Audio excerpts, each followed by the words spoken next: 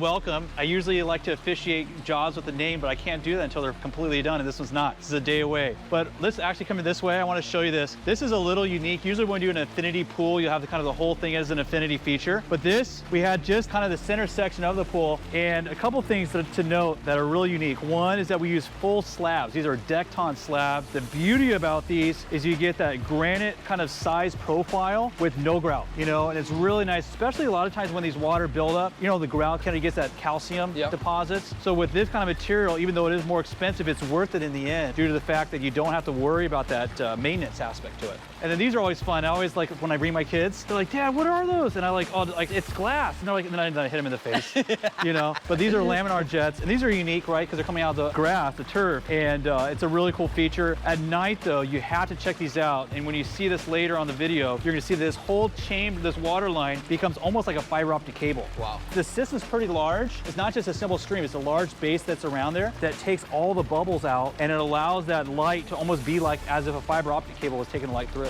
Aesthetically, I see you using a lot of turf. We do. Is that for any other reason than aesthetics, or? I would say two reasons. One is when you have a small space like this, interjecting tile, so the maintenance of it to actually have real would be really hard, right? So the integration of water lines, you have water spraying on tile, which gets that buildup. So a lot of our yards, unfortunately, we don't have the size and luxury like you guys have on the East Coast, but we have smaller spaces, so we do a lot of turf for that reason. And also, clients just want it to look pristine year round, so that you get the benefit of that. I personally love natural grass, and when we have the opportunity to use it, we do. But in situations like this, 100% makes sense, and it's a good camouflage too. Like this is actually, underneath me is a 4 foot deep by about 3 foot wide chamber. This is a door here, and so this is a catch basin, it's called. So it captures the water, all the overflow when someone jumps in, the water goes inside. There's a pump that recirculates it back to the pump system and then back into the pool. But with turf, we were able to hide that, right? You would have never known that was there. If it was real grass, there's no way you could put it on top of a piece of plastic, right?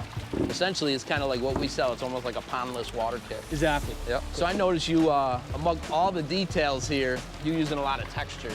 Yeah. Something that stands out to me is over here with your water feature over here with the textures you use. Let's check this out. This one's super, super cool. This is our first time using this. Often we'll use a 3D textured tile, which is much easier and cheaper to install. But this feature here is actually all, I think it's believe a Corian material, and these are long panels to go the entire length. And you can't see the line, but there's actually a joint line here, and they're put together. And again, that same reason is for that we don't have any grout lines, and you get that seamless nature. And I see all your fire features, and I can't wait to see it at night. Right, I can't wait either. Yeah. I haven't seen it at night in person, to be honest, so this would be great for me. One of my favorite things about any outdoor living space is the fire features, the kitchens, and the grilling area. Can you go over there? We'll go over there and show some details. My favorite part of the project. Absolutely. How important it is for heat in outdoor spaces. So I see you have a lot of fire features. Yes, we do.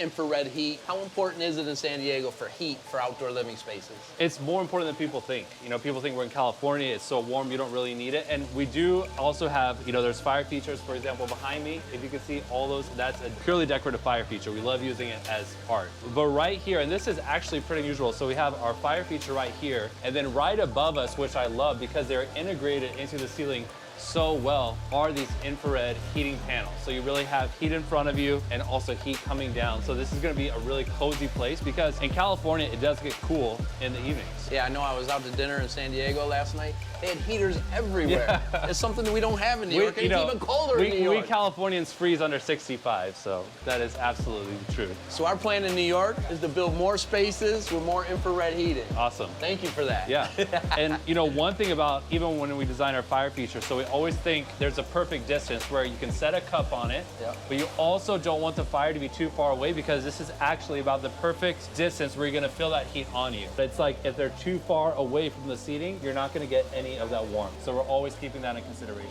Yeah, and I see it all the time. Not all the time, but a lot of the times I go to a job site and the fire pit's 4 feet away from the seating.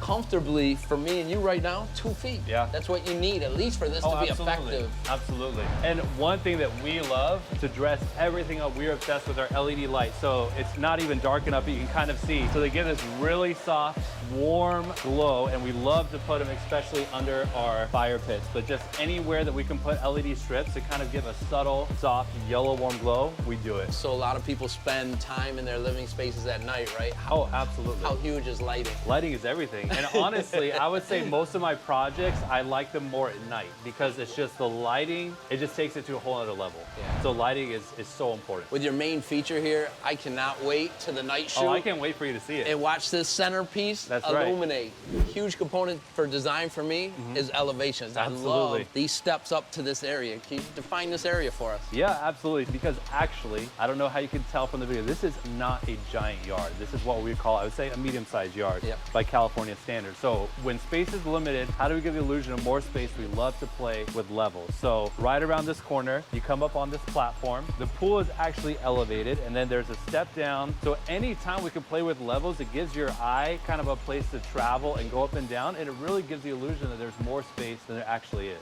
And I love how you use the word illusion. Explain these steps here. Yes. They're floating. Exactly. I mean, even as I'm standing, and I know these have absolutely the capacity to carry me, I feel a little nervous, like, whoa, like, you know, I don't want to crack it. But we love to create the illusion that it feels like it could tip over any minute, but this is a floating stepping stone. And this is also another great innovation, and this is one of Justin's amazing ideas, putting the swing over water. And I think that's one of the first ones we've done, and ever since so many clients have requested this, but it's just the fact that you can just, you know, have that slight movement, relaxing, you're close to the water, but you're not in it. And this is perfect because this can be used throughout the year, even when it might be too cold a day to go swimming. And I know we closed the water wall down because of the noise, but the distance from swinging to the water wall is pretty incredible. I mean, you guys thought that through very well. Yeah, absolutely. We wanted to make sure that you could actually, because this actually swings pretty far, but that there's no danger that you actually might swing and get wet. And what's that behind you right there? Let's talk about that. So this is just another way of us trying to incorporate the living area and the pool together. So it's just going to be a super nice day bed. So you have the trickling sound of the water, you have the fire above you, you have the swing over there, and actually right behind us, let me show this off too. Very cool. We have another, like I said, we love our decorative fire elements, and this just juts out. So basically, when you're sitting here, fire and water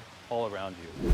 Great feature here is the spa. I love the contrasting color, the detail of it, how clean it is. What makes this so unique? So once again, it's choosing a different material. So this is Decton, so it's solid Decton. It's a zero edge, and we always do a 3-degree slope, so that it really just sits on the edge very nicely. One other way we made this stand out is, I don't know if you can notice, if you look at the pool, it's a very light blue color. We actually chose a different color of plaster for the inside of the spa, just to make it stand out even more. And if you come on this step right here, what we always do is we love to mix actually abalone shell. You can't really see it now that the sun is gone, but it really catches the light and just gives it that subtle bling bling finish. So now what is that, a flake that they put in the gunite? Yeah, it's actually crushed abalone shell. Wow. Like mother of pearl. Wow, that's beautiful.